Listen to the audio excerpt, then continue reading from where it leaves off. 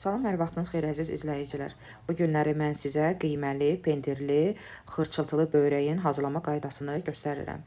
Üçbucaq formada olan lavaşlardan istifadə edirəm.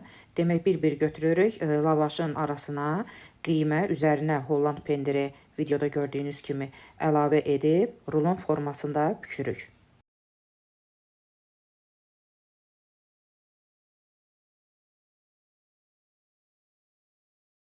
Sonra pişdiyimiz lavaşları götürüb yumurtaya, sonra da çörək qırıntısı olan suxariyə bulayıb yığırıq soba qabına. Öncədən isidilmiş sobada alt-üst rejimdə 200 dərəcədə qızılı rəng alana qədər pişiririk.